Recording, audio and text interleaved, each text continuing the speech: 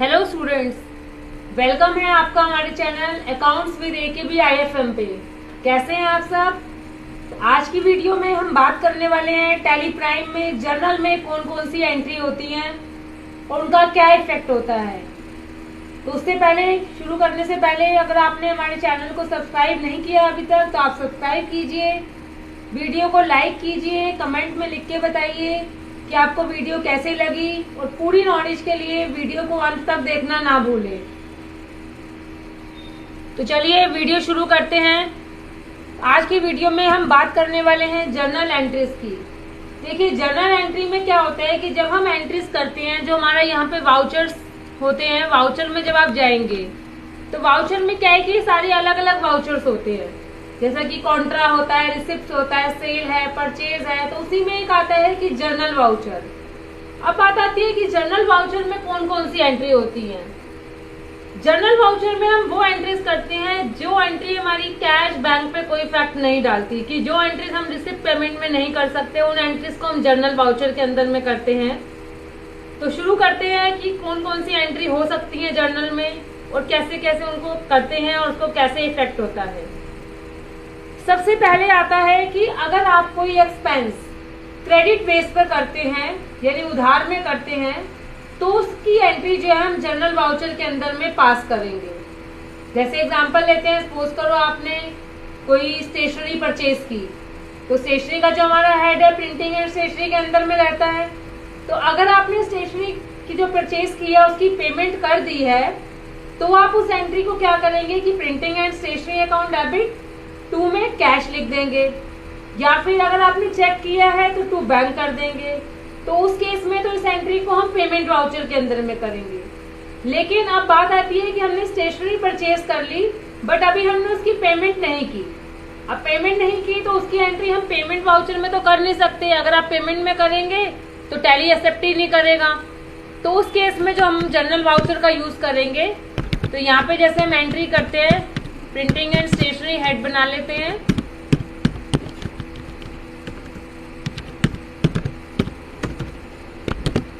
तो printing and stationery head को हमने डेबिट कर लिया। अब क्रेडिट में क्या है कि कैश में तो हमने पेमेंट की नहीं है, तो जिस पार्टी से हमने परचेज किया है उनका नाम बना लेंगे और उनका ग्रुप जो है क्रेडिटर्स लेंगे। देखिए, ये एंट्री हमारी हो गई।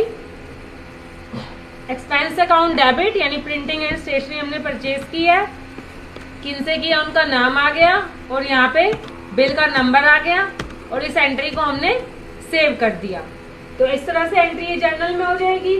अब जब कुछ टाइम बाद आप इस पार्टी को पेमेंट करेंगे तो उस केस में आप पेमेंट वाउचर में एंट्री कर देंगे।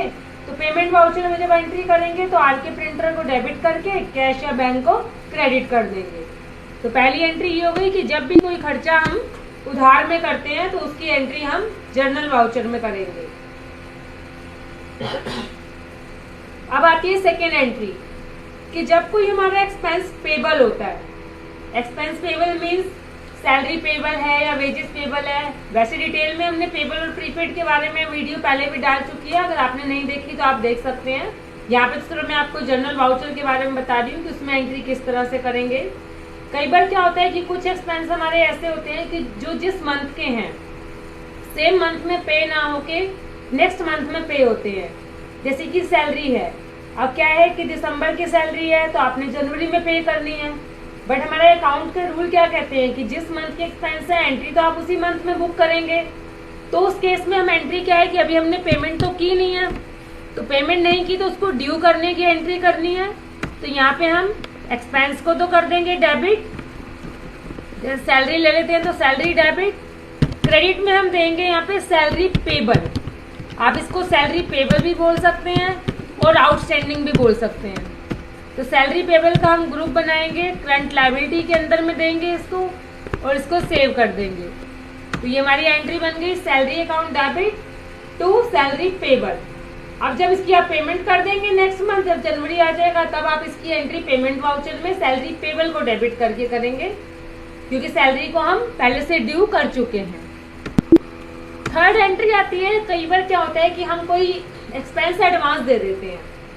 जैसे कई बार क्या होता है कि कोई एम्प्लॉय ने हमसे वेजेस का कुछ अमाउंट एडवांस मांग लिया, या इंश्योरेंस हमारा एडवांस चला जाता है, या हमने अपना कोई ऑफिस रेंट पे लिया हुआ है, रेंट हमारा एडवांस गया है। तो कोई भी अमाउंट जो हमने एडवांस पे किया है तो उसको कहते हैं प्रीपेड। तो एक्सपेंस हमारा प्रीपेड है कि पहले से पे हो चुका है, तो उसकी एंट्री भी हम जर्नल के थ्रू पास करेंगे। तो यहाँ पे जैसे हम एग्जांपल ले लेते हैं कि हमने रेंट एडवांस में दिया है, तो प्रीपेड रेंट का लेजर बनाएंगे, इसका ग्रुप देंगे करंट एसेट्स, एंट्री बन जाएगी, प्रीपेड रेंट को डेबिट कर देंगे और क्रेडिट में हम रेंट ले लेंगे। तो ये एंट्री हो गई कि जब भी कोई एक्सपेंस आप एडवांस में देते हैं तो उसकी एंट्री जर्नल के थ्रू पास होगी। नेक्स्ट एंट्री आती है हमारी डेप्रिसिएशन की। कोई भी फिक्स एसेट जब हम परचेज करते हैं तो ईयर एंड में क्या है कि कोई भी एसेट जो हम परचेज कर रहे हैं उसकी वैल्यू कम हो जाती है यूज करने से। तो जो वैल्यू कम होती है उसको डेप्रिसिएशन के अंदर में लेते हैं। तो उस डेप्रिसिएशन जो है वो हमारा एक तरह का लॉस है। तो कोई भी लॉस हमारा P&L में आता है तो उस केस में हम क्या करेंगे, डेप्रिसिएशन हमें लगाना है अपनी एसेट्स पे। तो यहाँ पे हम एक डेप्रिसिएशन का लेजर बना लेंगे, इसका ग्रुप एक्सपेंस इनडायरेक्ट के अंदर में रहेगा। यहाँ पे हमने डेप्रिसिएशन को कर दिया डेबिट, और जो भी हमारी एसेट्स है, जैसे हमने यहाँ पे प्लांट एंड मशीनरी पे लगाया है, प्लांट एंड मशीनरी के लेजर को हम क्रेडिट कर देंगे। तो ये हमारी एंट्री हो गई डेप्रिसिएशन डेबिट, मशीनरी क्रेडिट। तो जो भी आपकी एसेट्स है उसको आप क्रेडिट कर देंगे। तो इस तरह से ये एंट्री भी हमारी जर्नल के थ्रू पास होगी। अब इसके बाद एक आता है कि अगर हम कोई फिक्स एसेट्स परचेज करते हैं तो आप उसकी एंट्री भी जर्नल में कर सकते हैं। जैसे यहाँ पे हम एग्जांपल ले लेते हैं कि हमने एक कंप्यूटर परचेज किया, तो कंप्यूटर हमारा फिक्स एसेट्स के अंदर में जाएगा। यहाँ पे हम कंप्यूटर को डेबिट कर लेंगे।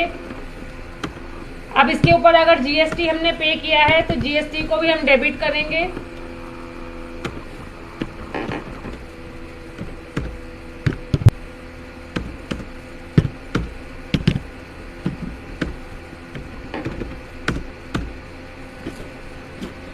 और जिनसे आपने परचेज किया है उनके नाम को आप क्रेडिट कर देंगे।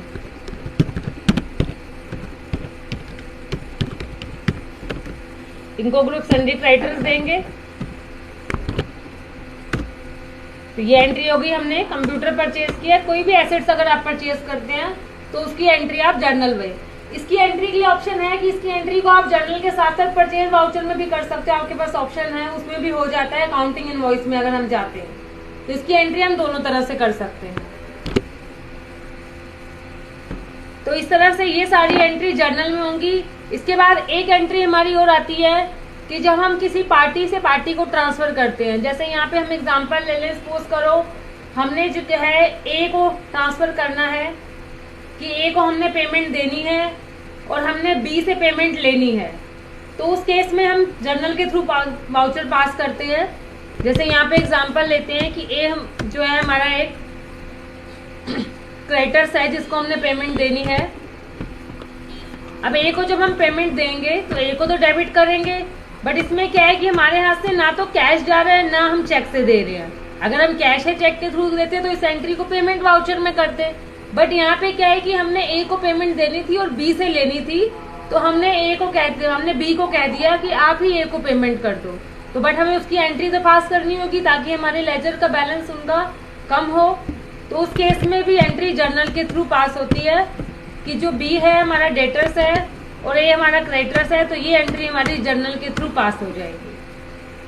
तो इसी तरह से जो भी एंट्री ऐसी है जिसके अंदर में भी कैश बैंक नहीं आता, जो कैश बैंक पे इफेक्ट नहीं डालती, तो उन सब एंट्रीज को आप जर्नल वाउचर के थ्रू पास कर सकते हैं। बट जर्नल वाउचर में जब भी एंट्री करेंगे, अगर जीएसटी का अमाउंट होगा तो वो आपको मैनुअली करना पड़ेगा, उसकी ऑटोमेटिक कैलकुलेशन नहीं होती। तो इसी तरह की और नॉलेज के लिए हमारे साथ जुड़े रहिए। Thank you.